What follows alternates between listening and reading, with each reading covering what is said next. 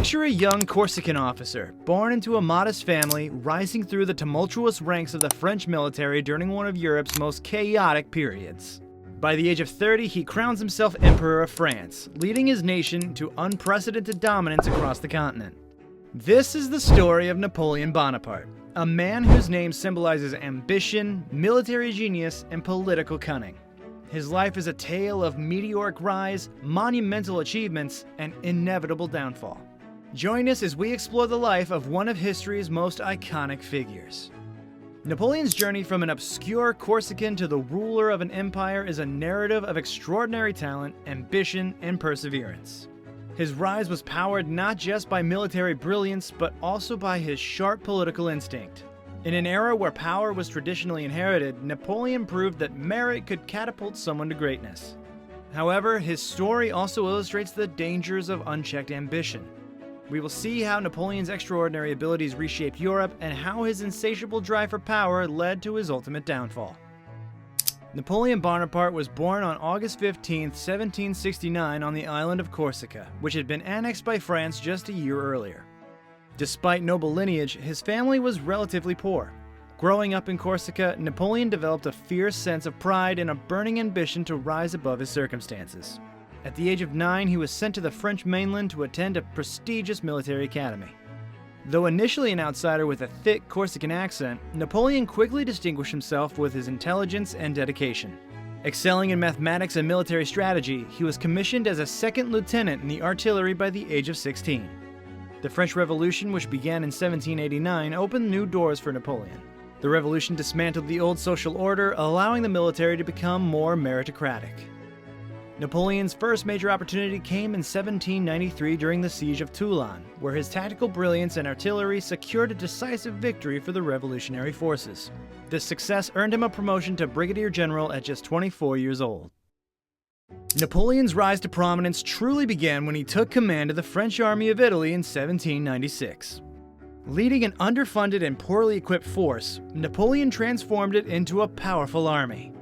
Over the course of the Italian campaigns, he demonstrated his tactical genius, outmaneuvering and defeating the Austrian and Sardinian armies in a series of brilliant victories.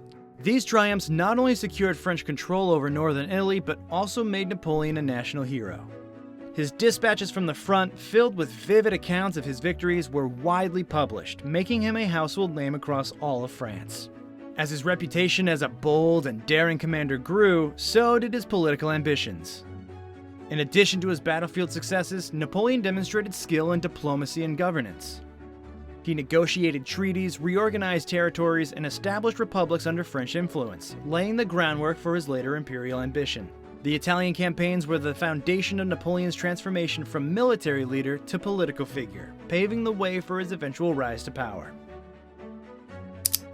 In 1798, Napoleon launched an ambitious expedition to Egypt.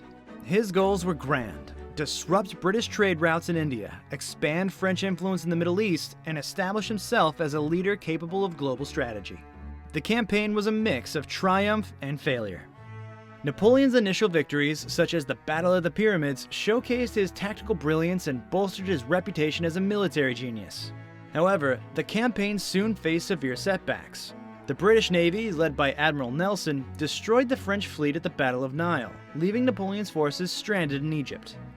Moreover, the harsh desert environment and ongoing resistance from local forces made the campaign increasingly difficult. Despite the military failures, Napoleon's time in Egypt yielded some cultural and scientific successes, such as the discovery of the Rosetta Stone, which later unlocked the secrets of ancient Egyptian hieroglyphs. However, with France facing new threats in Europe, Napoleon abandoned his troops in Egypt and returned to Paris, where he would soon seize control of the government.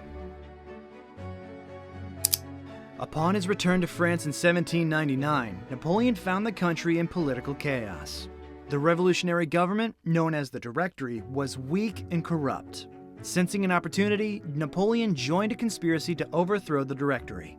On November 9, 1799, in the coup of 18 Brumaire, Napoleon dissolved the Directory and established the consulate, with himself as first consul, effectively placing him in charge of France. This marked the end of the French Revolution and the beginning of Napoleon's rule. As first consul, Napoleon held near total power and quickly set about consolidating his authority. He reorganized the government, reformed the entire legal system, and implemented policies to stabilize the economy. His Concordat of 1801 with the Catholic Church restored the Church's influence in French society while keeping it subordinate to the state. Napoleon skillfully balanced authoritarian control with reforms that maintained popular support. By 1802, he had declared himself consul for life, setting the stage for his eventual coronation as emperor. One of Napoleon's most enduring legacies is the Napoleonic Code, a comprehensive set of laws that reformed French civil law. The code abolished feudal privileges, established equality before the law, and guaranteed property rights. It also standardized civil, family, and criminal law, replacing the fragmented legal systems that had previously existed in France. The Napoleonic Code was part of a broader wave of domestic reforms that modernized France. Napoleon revamped the education system, creating a state-controlled, merit-based system, and stabilized the economy by founding the Bank of France. These reforms helped solidify his regime and earned him a reputation as a modernizer. However, Napoleon's centralization of power also revealed the authoritarian side of his rule. Though he introduced many reforms that brought stability to France, his relentless ambition and control over all aspects of French life foreshadowed the conflicts that would eventually lead to his downfall. In 1804, Napoleon crowned himself Emperor of the French, solidifying his control over the country and his place in history. As emperor, Napoleon embarked on a series of military campaigns that extended French dominance across Europe. From 1805 to 1809, Napoleon achieved stunning victories, such as the Battle of Austerlitz in 1805, where he defeated the combined forces of Austria and Russia. His victories dismantled the Holy Roman Empire and redrew the political map of Europe, with many regions falling under French influence or direct control. By 1810, Napoleon had installed family members and loyalists as rulers of various client states across Europe. His empire reached its zenith, but his aggressive expansion also led to the formation of powerful coalitions of European nations determined to resist French domination. Napoleon's empire began to unravel with the Peninsular War, which started in 1808 when he invaded Spain and installed his brother Joseph as king. The Spanish, supported by British forces, waged a devastating guerrilla war against the French. This conflict drained French resources and morale, signaling the beginning of Napoleon's downfall. However, the critical blow came in 1812 with Napoleon's invasion of Russia. Hoping to force Tsar Alexander I back into the continental system, a blockade against Britain, Napoleon assembled a massive army, known as the Grande Armée. Grande Armée. The campaign was a disaster. The Russians used a scorched earth strategy, leaving nothing for the French to capture, and the harsh winter decimated Napoleon's forces.